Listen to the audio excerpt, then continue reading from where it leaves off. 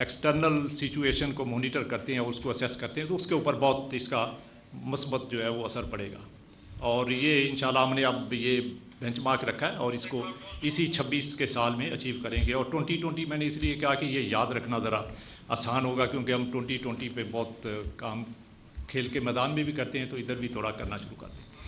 تو یہ انشاءاللہ اس کو اچیو کریں گے اور پھر اس کے بعد اگلے سال میں اس کو مزید جو ہے وہ بڑھائیں گے. لیکن اگر جب ہم یہ اچیو کر لیں گے تو یہ بھی ہمارے لیے بہت ایک میجر اچیومنٹ ہوگی. اور اس کے ساتھ جب ہم بینکس کے ریزرو اور ایڈ کر دیں گے جو کہ 5.2 بلین ہے، تو اس کا مطلب یہ ہوگا کہ اسی سال میں ہمارے ٹوٹل جو ملک کی زر مبادلہ کے ذخائر ہیں وہ 25 بلین سے 25 ارب ڈالر سے بڑھ جائیں گے.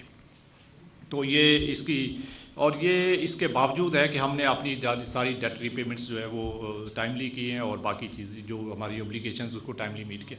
اب بس آخری بات جو ہے وہ جو ہمارے جو ایکسٹرنل ڈیٹ کی ری پیمنٹ کے بارے میں کرتا ہوں، اور پھر اس کے بعد ہم جو ہے وہ کویسچن آنسر کر لیں گے.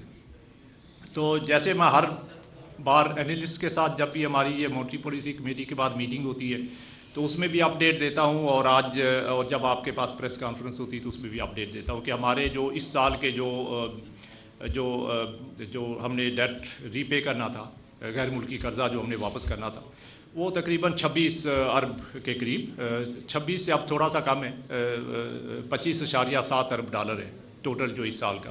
کیونکہ کچھ جو ہے وہ انٹرسٹ ریٹ انٹرنیشنل چونکہ ڈکلائن اس میں آیا ہے تو اس کی وجہ سے ہمیں تھوڑا فائدہ ہوا ہے. تو پہلے 26 اب تقریباً 25.25 کے قریب جو ہے وہ ہمارا ری پیبل اماؤنٹ ہے.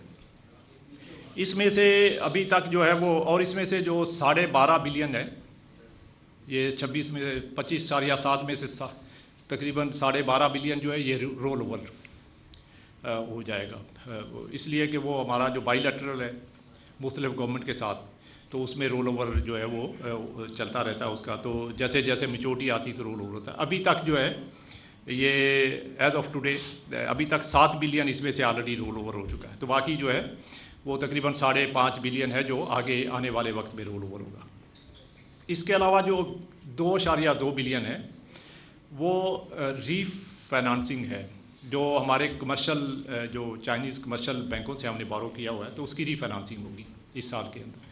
تو وہ جیسے ڈیو ہوگا تو اس کی ری فائنانسنگ ہوگی. تو یہ 2.3 جو ہے وہ ہمارے پاس کوئی 11 بلین کا ایسا ڈیٹ ہے جو کہ ہمیں ری پے کرنا ہے اس سال میں. اور اس میں سے 11 بلین ڈالر میں سے 5.7 بلین آلریڈی ہم ری پے کر چکے ہیں. ابھی جولائی سے لے کے ابھی تک جو ہے وہ 5.7 آلریڈی ری پے کر دیا. تو بس 5.3 بلین باقی کے جو ہے وہ جو ریمیننگ منتھس ہیں اس سال کے اس میں ری پے کرنا ہے.